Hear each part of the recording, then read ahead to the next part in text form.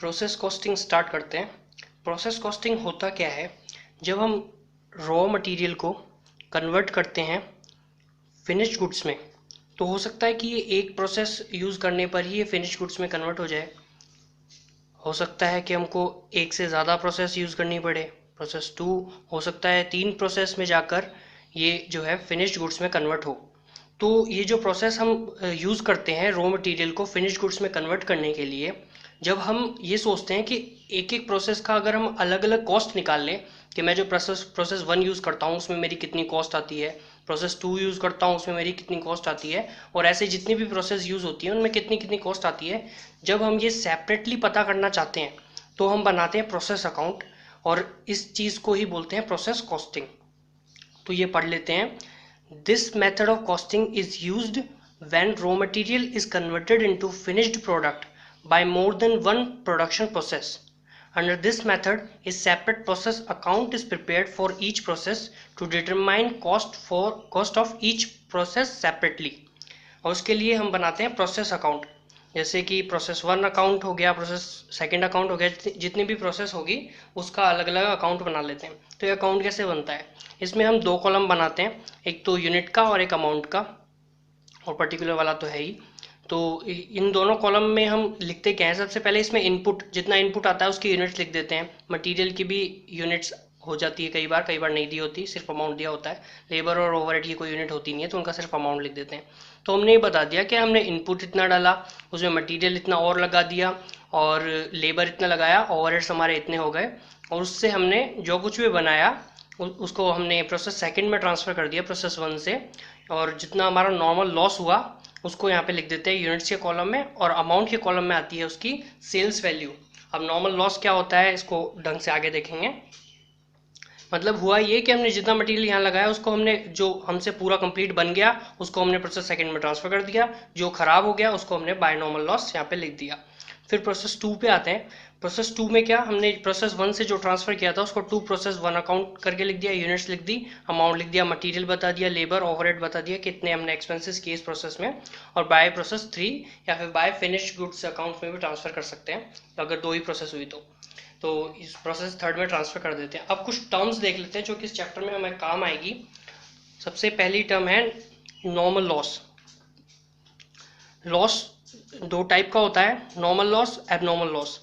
ठीक है, normal loss क्या होता है, it means any loss which can not be avoided, यानी कि अनअवॉइडेबल लॉस होता है नॉर्मल लॉस जो है। It depend on the nature of material and production process. मतलब कि हमने जो मटेरियल यूज़ लिया है उस मटेरियल का नेचर ही कुछ ऐसा है कि उसमें से कुछ ना कुछ चीज़ें तो ख़राब होती ही होती हैं, और या फिर हम जो प्रोडक्शन प्रोसेस यूज़ कर रहे हैं उस प्रोडक्शन प्रोसेस में कुछ ना कुछ वेस्ट हो जाता है, पूरा कंप्लीट हम उसको वैसे का वैसा नहीं बना पाते, कुछ वेस्ट होता है और कुछ हमारा फिनिश गुड्स में कन्वर्ट हो जाता है, तो उसको बोलते हैं नॉर्मल लॉस। ये लॉस हम अवॉइड नहीं कर सकते, ये होगा ही होगा। अगर हमें फिनिश गुड्स बनाना है तो ये लॉस तो होता ही होता है। तो हम क्या करते हैं, cost of normal loss shall be charged to cost of production. तो हम इसको प्रोडक्शन की कॉस्ट का ही पार्ट मान लेते हैं। जैसे हमने लेबर भी तो लगाया और मटेरियल लगाया, तो वो जो लॉस हो रहा है उसका भी हम प्रोडक्शन की प्रोसेस का पार्ट मान लेते हैं, प्रोडक्शन की कॉस्ट का पार्ट मान लेते हैं। Normal loss shall be credited to process account at its sales value if any. मतलब कि हमने अभी यहाँ पे प्रोसेस अकाउंट जो देखा था उसी में जो हमने क्रेडिट किया था नॉर्मल लॉस, ये रहा, इसको हम क्रेडिट कर देते हैं प्रोसेस अकाउंट में। जिस भी प्रोसेस का नॉर्मल लॉस हुआ है उसको हम क्रेडिट कर देते हैं। और आगे आता है हमारे पास में एबनॉर्मल लॉस। एबनॉर्मल लॉस क्या होता है, नाम से ही पता चलता है कि नॉर्मल तो होता नहीं है, ये नेग्लिजेंसी, इनएफिशिएंसी और एक्सीडेंट की वजह से लॉस हो जाता है, गलती की वजह से कुछ एक्स्ट्रा लॉस हमको हो गया जो नहीं होना चाहिए था, उसको हम बोल देते हैं abnormal loss. It means any loss which arise due to negligence, inefficiency और accident. Cost of abnormal loss shall be transfer to costing P&L account. Costing P&L account में ही ट्रांसफर कर देते हैं, कॉस्टिंग P&L अकाउंट में transfer कर देते हैं, यानी कि इसको हम कॉस्ट ऑफ प्रोडक्शन का पार्ट नहीं मानते, इसको सीधा हम कॉस्टिंग P&L अकाउंट में ट्रांसफर कर देते हैं। It shall be valued as a good output. अब गुड आउटपुट क्या होता है, इस टर्म को हम आगे देखेंगे। गुड आउटपुट की तरह हम एबनॉर्मल लॉस को वैल्यू करते हैं इसकी, और and credited to relevant process account, इसको भी हम क्रेडिट कर देते हैं प्रोसेस में। जैसे हमने बाय नॉर्मल लॉस लिखा था, अब हम लिख देंगे बाय एबनॉर्मल लॉस। अब एबनॉर्मल गेन क्या होता है, एबनॉर्मल गेन का मतलब नाम से कंफ्यूज नहीं होना है। ऐसा नहीं हो सकता कि हमने 5 kg मटेरियल लगाया और बाहर जाकर आए और वापस आके देखा तो 10 kg हो गया, 6 kg हो गया। ऐसा नहीं हो सकता, कुछ वो बढ़ेगा नहीं। तो एबनॉर्मल गेन फिर हुआ क्या? एबनॉर्मल गेन वो गेन होता है जो नॉर्मल लॉस हमने एक्सपेक्ट किया था, हमने सोचा था कि इसमें 5% का लॉस तो आता ही आता है, लेकिन वो 5% नहीं आया, कुछ 2% लॉस में ही हमारा काम हो गया। तो वो जो नॉर्मल लॉस हमारा कम हुआ है, आपने हमने एक जो एक्सपेक्ट करते थे जो नॉर्मली होता है उससे कम लॉस हुआ हमारा इस बार, तो उसको हम बोल देते हैं abnormal gain. If actual loss is less than normal loss, then difference is called abnormal gain. अगर एक्चुअल लॉस जो है वो नॉर्मल लॉस से कम हुआ है, नॉर्मली जितना लॉस हुआ था उतना नहीं हुआ हमारा, एक्चुअल लॉस कुछ कम हुआ है, तो वो जो डिफरेंस है उसी को हम क्या बोल देते हैं? एबनॉर्मल गेन बोल देते हैं। It should be valued as a good output, ठीक है। और डेबिट कर देते हैं रिलेवेंट प्रोसेस अकाउंट में, टू एबनॉर्मल गेन लिख देंगे। जैसे हमने बाय एबनॉर्मल लॉस लिखा, बाय नॉर्मल लॉस लिखा, तो इसको हम क्या कर देते हैं? टू एबनॉर्मल गेन लिख देते हैं प्रोसेस अकाउंट में, ठीक है। कॉस्ट पर unit of good output shall be determine as follows. अब गुड आउटपुट वाली बात आ जाती है। अब गुड आउटपुट को हम कैसे निकालते हैं? गुड आउटपुट की वैल्यू को कॉस्ट पर यूनिट निकाल रहे हैं इसमें हम यहाँ पे, ठीक है। तो टोटल जो कॉस्ट लगी है हमारी, जो हमने लगाया मटेरियल, लेबर, आउट इनपुट और ओवरहेड्स जितने भी हमने खर्च किए, उसमें से हम क्या कर देते हैं? लेस कर देते हैं sales value of normal loss, ठीक है। ये हमारी कुछ कॉस्ट थी, लेकिन जो नॉर्मल लॉस को बेचने से हमें कुछ पैसे मिल गए, मतलब वेस्ट भी तो बिक जाता है ना मार्केट में, नॉर्मल लॉस की सेल्स वैल्यू कुछ तो होती है। तो अगर वो कुछ वैल्यू है तो हमने अपनी कॉस्ट को कम कर लिया उस सेल्स वैल्यू, तो हमारे पास में वाकई में एक्चुअल कॉस्ट आ गई। तो जब हमने सेल्स वैल्यू, नॉर्मल लॉस की सेल्स वैल्यू लेस कर दी ऊपर, तो टोटल क्वांटिटी जो हमने लगाई थी टू इनपुट में, इनपुट करके हमने जितनी क्वांटिटी लगाई थी उसमें से हम क्वांटिटी ऑफ नॉर्मल लॉस भी लेस कर देंगे। तो हमारे पास में आ जाएगी कि ऊपर जो हम कॉस्ट निकाल रहे हैं वो एक्चुअल में किस क्वांटिटी के लिए है। तो जब इसको डिवाइड कर देंगे तो कॉस्ट पर यूनिट आ जाएगी गुड आउटपुट की, क्योंकि हमने नॉर्मल लॉस तो उसमें से लेस कर दिया, हमारी एक्चुअल जो कॉस्ट हुई वो आ गई हमारे पास में। एक्चुअल जिस यूनिट्स के लिए हम निकाल रहे हैं वो कॉस्ट वो आ गई, तो हमारे पास में डिवाइड करने से क्या आ जाएगा? कॉस्ट पर यूनिट आ जाएगा। ये चीज़ ज़्यादा अच्छे से समझ में आएगी क्वेश्चन में जब हम प्रैक्टिकली देखेंगे इसको। आगे चलते हैं। आगे इसमें और क्या दिया हुआ है, और हमको कुछ एंट्रीज हैं। Accounting of normal loss, abnormal loss और एबनॉर्मल गेन, ठीक है। इसमें पहली एंट्री नॉर्मल लॉस की एंट्री वही हमने प्रोसेस अकाउंट में किया था, बाय नॉर्मल लॉस, यानी कि normal loss account debit to process account, बिल्कुल सिंपल। और by abnormal loss account debit to process account, by abnormal loss हमने प्रोसेस अकाउंट में किया था, वही एंट्री है यहाँ पे। और एबनॉर्मल गेन की टू एबनॉर्मल गेन हम कर देते हैं प्रोसेस अकाउंट में, ठीक है। अगर हमने सेल कर दिया एबनॉर्मल लॉस, किसी भी चीज़ को सेल करो तो क्या आता है? बैंक अकाउंट पैसा आ जाता है, bank account debit to abnormal loss, बिल्कुल सिंपल। उसके बाद आगे और क्या एंट्री दी हुई है? For transferring balance account to costing P&L account, इसकी एंट्री होती है costing P&L account debit to abnormal loss account. अब इसको समझते हैं। जब हमने प्रोसेस अकाउंट बनाया होगा, तो हमने लिखा था बाय एबनॉर्मल लॉस, ठीक है। तो जब हम एबनॉर्मल लॉस का अकाउंट बनाएंगे, एबनॉर्मल लॉस अकाउंट, तो हम इसमें लिख देंगे टू प्रोसेस अकाउंट लिख देंगे, ठीक है। तो हमने ये मान लिया कि हमारा कुछ एबनॉर्मल लॉस हुआ है जिसका अमाउंट कुछ इतना है, जो हमने यहाँ पे भी लिखा था और यहाँ पे भी लिख दिया। अभी इससे जस्ट पहले वाली एंट्री में हमने देखा कि एबनॉर्मल लॉस को हमने सेल किया था और एंट्री बनी थी bank account debit to abnormal loss, ठीक है। तो जब हम नॉर्मल लॉस को किसी वैल्यू पे बेचते हैं, किसी मार्केट प्राइस पे बेचते हैं, तो एबनॉर्मल लॉस होगा तो उसको भी हम उसी प्राइस पे बेच देंगे, यानी कि इससे हम हमारा एबनॉर्मल लॉस जो है वो कम कर सकते हैं कुछ पैसे में उसको बेच के, ठीक है। तो हम लिख देते हैं बाय बैंक हम लिख देते हैं, एंट्री बनती है bank account debit to abnormal loss. इतना हमारा लॉस हुआ था, इतना हमने बेच के उसको कम कर लिया, तो बाकी का जो एक्चुअल में लॉस हुआ है उसको हम कॉस्टिंग P&L में ट्रांसफर कर देते हैं बाय कॉस्टिंग P&L अकाउंट। तो एंट्री बनती है costing P&L account debit to abnormal loss, तो ये बैलेंस जो है वो ट्रांसफर हो जाता है costing P&L account debit to abnormal loss, यही एंट्री है, ठीक है। नेक्स्ट एंट्री आती है for notional sales value of abnormal gain. इसकी एंट्री क्या बनती है? Abnormal gain account debit to normal loss. अब इसको समझते हैं। जब हमने प्रोसेस अकाउंट बनाया, तो हमने उसमें लिखा टू एबनॉर्मल गेन, ठीक है। और यहाँ पे लिखा होगा बाय नॉर्मल लॉस। कुछ लॉस हमने सोचा था जो कि हमारा होने वाला था, तो हमने उसको यहाँ पे लिख दिया। हमने लिखा मानो 5 यूनिट्स का लॉस होगा, तो एक्चुअल में लॉस 2 यूनिट कम हुआ, तो 2 यूनिट का हमको एबनॉर्मल गेन हो गया, तो हमने 2 यूनिट यहाँ पे लिख दी इसको कम करने के लिए। ठीक है, तो जब हम एबनॉर्मल गेन का अकाउंट बनाएंगे, एबनॉर्मल गेन का अकाउंट जब हम बनाएंगे तो उसमें हम लिखेंगे बाय प्रोसेस, बाय प्रोसेस, और हम बोल देंगे कि इतना हमारा जो है 2 यूनिट का गेन हो गया। 2 यूनिट को हम जितने भी हमारी प्राइस बनती है गेन हुआ है तो हम इसको फिनिश गुड में कन्वर्ट कर लेंगे और इसको हम मार्केट में बेच आएंगे। मान लो कि 10 रुपये में हम इसको बेच आएंगे मार्केट में, क्योंकि अब ये हमारा लॉस, नॉर्मल लॉस नहीं हुआ, तो हम इससे हम फिनिश गुड्स बना सकते हैं। तो मार्केट प्राइस फिनिश गुड्स की है 10 रुपये। अब हम इसको इन 2 यूनिट्स को जाके बेच आएंगे। ठीक है, लेकिन ये जो 2 यूनिट का एबनॉर्मल गेन हमको हो गया, मान लो कि पूरी की पूरी 5 यूनिट्स ही खराब हो जाती, यानी कि ये 2 यूनिट्स भी खराब हो जाती। हमको पता है कि नॉर्मल लॉस को हम 2 रुपये में मार्केट में बेचकर आ जाते हैं। ठीक है, नॉर्मल लॉस जो हमारा होता है उसको हम 2 रुपये में मार्केट में बेचकर आ जाते हैं। फिनिश गुड्स जो है हमारा वो 10 रुपये में मार्केट में बिकता है। तो अगर ये 2 यूनिट जो है एबनॉर्मल गेन की, अगर मान लो ये एबनॉर्मल गेन नहीं होता, ये नॉर्मल लॉस ही हो जाता। ठीक है, ये 5 की 5 यूनिट खराब हो जाती, इसमें से 2 यूनिट बचती नहीं, तो 5 की 5 यूनिट खराब हो जाती जब हम उसको, तो हम उसको जाके 2 रुपये में मार्केट में बेच आते। तो ये कहना कि हमको पूरे 10 रुपये का गेन हो गया, पूरे 10 रुपये का प्रॉफिट हो गया, गलत बात है। 2 यूनिट पे पूरे 10 रुपये का गेन हो गया तो 20 रुपये कमा लिए हमने, ये तो नहीं होता। क्योंकि अगर ये लॉस हो भी जाता है ये 2 यूनिट्स का, तो भी हम इसको 2 रुपये में मार्केट में बेच आते, यानी कि 4 रुपये का तो हमको पहले भी गेन हो जाता। 4 रुपये तो हम पहले भी कमा लेते, ये टोटल गेन नहीं है यानी हमारा 20 रुपये। तो हम इसमें क्या करते हैं, यहाँ पे लिख देते हैं to normal loss, to normal loss लिख देते हैं, जो कि हमारा 2 यूनिट पे, 2 यूनिट को हम 2 रुपये में मार्केट में बेचाते तो 4 का बन जाता।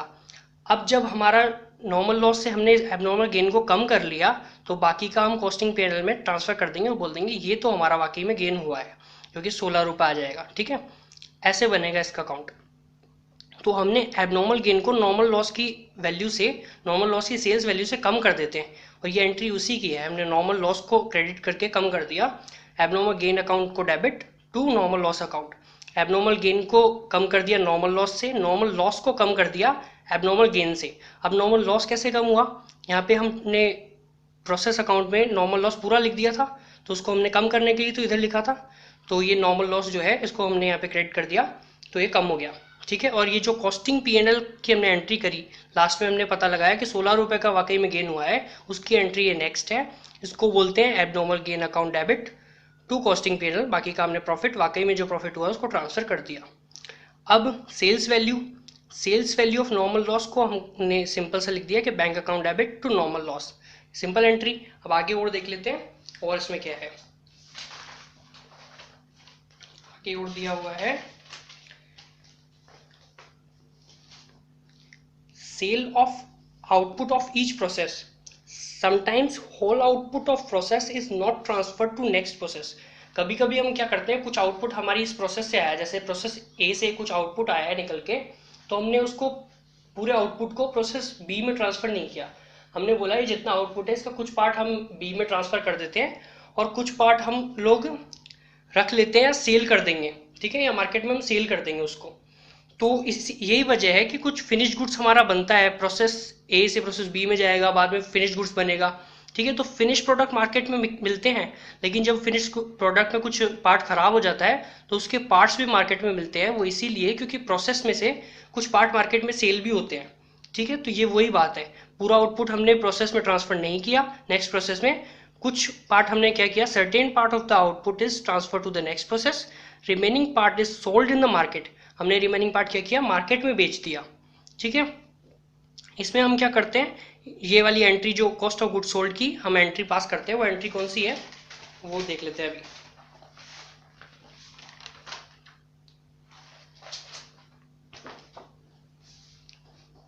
एंट्री बनेगी cost of good sold account debit to process account. ठीक है, कौन सी एंट्री, इसमें प्रोसेस अकाउंट में हम देख लेते हैं। हमने बोला हमने इतना मटेरियल, वेजेस, ये सब चीज़ें लगाई, उसमें से कुछ पार्ट बना, हमने उसको प्रोसेस बी में भेज दिया, कुछ हमारा नॉर्मल लॉस हुआ, कुछ हमारा एबनॉर्मल लॉस हुआ, बाकी हमने बेच दिया। तो हमने क्या किया, by cost of good sold account. ठीक है, तो एंट्री क्या बनी, cost of good sold account debit to process. वही एंट्री हमने यहाँ पे लिखी है, cost of good sold account debit to process, simple entry. तो इस कॉस्ट को हम क्या करते हैं, बाद में कॉस्टिंग पीएनएल अकाउंट में ट्रांसफर कर देते हैं। ठीक है, costing PNL account debit to cost of good sold. अब ये भी यहीं पे देख लेते हैं कि कॉस्टिंग पीएनएल अकाउंट बनेगा तब क्या होगा, ये जब हमने कॉस्टिंग P&L अकाउंट बनाया तब हमने इसमें आया to cost of good sold. Cost of good sold हमने इसमें ट्रांसफर कर दिया। अब हमने यहाँ पे लिख दी कॉस्ट जो हमने मार्केट में भेजा। अब यहाँ पे हम बाय सेल्स करके क्या लिख देंगे, इसका सेल्स प्राइस, तो प्रॉफिट आ जाता है। कॉस्टिंग P&L का काम ही होता है, कॉस्ट हमारे पास में यहाँ लिख दी, उसकी सेल्स प्राइस यहाँ लिख दी, तो प्रॉफिट यहाँ पे आ जाएगा। कॉस्टिंग P&L से हम प्रॉफिट ही निकालते हैं, तो कॉस्टिंग P&L में ऐसा एंट्री बन जाएगी। ठीक है, और आगे देख लेते हैं। आगे इस पे दिया हुआ है नॉर्मल लॉस और स्क्रैप में थोड़ा सा डिफरेंस, जो कि ज़्यादा इंपॉर्टेंट नहीं है, क्योंकि इसमें बता रखा है कि normal loss it means any loss of material which has no market value और रियलाइजेबल वैल्यू। ठीक है, कुछ ऐसा लॉस जिसकी कोई मार्केट वैल्यू या रियलाइजेबल वैल्यू नहीं है। ठीक है, और नॉर्मल स्क्रैप जो है it means any loss of material which has some market value और रियलाइजेबल वैल्यू। हमारे लिए काम का कम है, क्योंकि अगर हमें मार्केट वैल्यू नहीं दी तो जब हम प्रोसेस अकाउंट बनाएंगे तो ये यूनिट का कॉलम, ये अमाउंट का कॉलम। ठीक है, तो यहाँ पे लॉस लिख के मार्केट वैल्यू नहीं दी तो हम यहाँ पे लिख देंगे कुछ यूनिट्स और यहाँ पे डैश लगा देंगे। ठीक है, अगर मार्केट वैल्यू दी हुई है तो यहाँ पे लिखेंगे हम यूनिट्स लिख देंगे, और यहाँ पे मार्केट अमाउंट में भी, अमाउंट के कॉलम में भी हम अमाउंट लिख देंगे।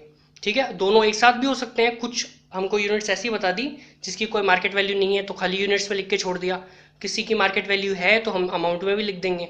सिंपल सी चीज़ है, दोनों एक साथ भी हो सकती हैं। दोनों को credit to the relevant process account, जो हम क्रेडिट कर देंगे बाय नॉर्मल लॉस या बाय नॉर्मल स्क्रैप से। ठीक है, आगे इसने क्या बताया, वैल्यूएशन ऑफ प्रोसेस स्टॉक। अब प्रोसेस स्टॉक दो तरह का होता है, एक तो stock of same process a part, और एक है स्टॉक ऑफ प्रीसीडिंग प्रोसेस। पिछली प्रोसेस का स्टॉक जब हमारे पास में होता है उसको बोलते हैं स्टॉक ऑफ प्रीसीडिंग प्रोसेस। अब सेम प्रोसेस यानी कि जिस प्रोसेस में हम चल रहे हैं उसी प्रोसेस का पार्ट, तो उस स्टॉक के लिए क्या है, when whole output of any process is not transfer to the next process then problem of process stock arise. ठीक है, तब प्रोसेस स्टॉक की प्रॉब्लम आती है। तो process stock is valued at production cost of relevant process. Relevant process यानी कि जिस प्रोसेस में वो जो स्टॉक हमने रखा है उसी की प्रोडक्शन कॉस्ट जो है उस पर हम उसको वैल्यू कर देते हैं। सिंपल सी बात, इसी प्रोसेस का स्टॉक है तो इसी प्रोसेस की कॉस्ट पे हम उसको वैल्यू कर देंगे। या फिर क्वेश्चन ने अगर कोई इंस्ट्रक्शन दी है तो हम उसकी बात चुपचाप मान लेते हैं। तो हम इसके, जब ऐसा होता है स्टॉक हम रख लेते हैं आगे ट्रांसफर नहीं करते, तो हम बना लेते हैं एक process account, stock account process account के साथ में। नॉर्मली हम प्रोसेस अकाउंट बनाते थे, अब इसके साथ में हम बना लेंगे प्रोसेस स्टॉक अकाउंट। ये क्या करता है, ये इनफ्लो और आउटफ्लो बताता है। इनफ्लो और आउटफ्लो बताता है ये इसका, जो उस प्रोसेस स्टॉक हमने जो रखा है उसमें कितना स्टॉक आ रहा है, कितना जा रहा है, तो उसको हम बनाते कैसे हैं वो देख लेते हैं। प्रोसेस स्टॉक अकाउंट कुछ इस तरीके से बनता है, ये रहा। इसमें हमने क्या बताया, इसमें हमने बता दिया कि हमारे पास में कुछ ओपनिंग स्टॉक था, कुछ प्रोसेस से आया और कुछ हमने नेक्स्ट प्रोसेस में भेज दिया, और कुछ हमारे पास में बच गया क्लोजिंग स्टॉक। ठीक है, ओपनिंग स्टॉक पड़ा था, कुछ प्रोसेस से हमारे पास में आया और कुछ हमने नेक्स्ट प्रोसेस में भेज दिया, और कुछ बच गया closing stock. Normal stock account जैसा ही है हिसाब किताब रखने का तरीका। अब stock of preceding process, when whole input received from preceding process not entered in the production process. हम, हमारी जो प्रोसेस चल रही है, हमने पिछली प्रोसेस से कुछ इनपुट रिसीव किया लेकिन हमने उसको हमारी प्रोसेस में, उसको प्रोडक्शन प्रोसेस में एंटर नहीं किया, उसको हमने वैसे का वैसा रख लिया, तब स्टॉक ऑफ प्रीसीडिंग प्रोसेस की प्रॉब्लम अराइज होती है। तो stock of process stock is valued at the production cost of relevant process. Same बात है, जब वो पिछली प्रोसेस का स्टॉक है तो हम उसको उसी पे वैल्यू करेंगे, और या फिर इंस्ट्रक्शन कुछ दिया हुआ होगा तो उस पर वैल्यू कर देंगे। इस केस में हम प्रोसेस स्टॉक अकाउंट अलग से नहीं बनाते हैं, क्योंकि हमारी जिम्मेदारी थोड़ी है पिछले प्रोसेस का स्टॉक अकाउंट बनाने की। ठीक है, तो इतनी बातें बहुत है प्रोसेस अकाउंट से रिलेटेड क्वेश्चंस करने की। अभी नोट सीडिंग कंप्लीट नहीं हुई है, इसके बाद हम लोग करेंगे इक्विवेलेंट प्रोडक्शन के नोट सीड करेंगे, इंटर प्रोसेस प्रॉफिट के नोट सीड करेंगे। लेकिन अभी हम इसके प्रैक्टिस मॉडल के क्वेश्चंस कर लेते हैं। पहले हम इससे इतने नोट्स से रिलेटेड प्रैक्टिस मॉडल के क्वेश्चंस पूरे करेंगे, उसके बाद आगे के नोट सीड करेंगे और फिर उसके बाद में उनके भी क्वेश्चंस करेंगे। ठीक है।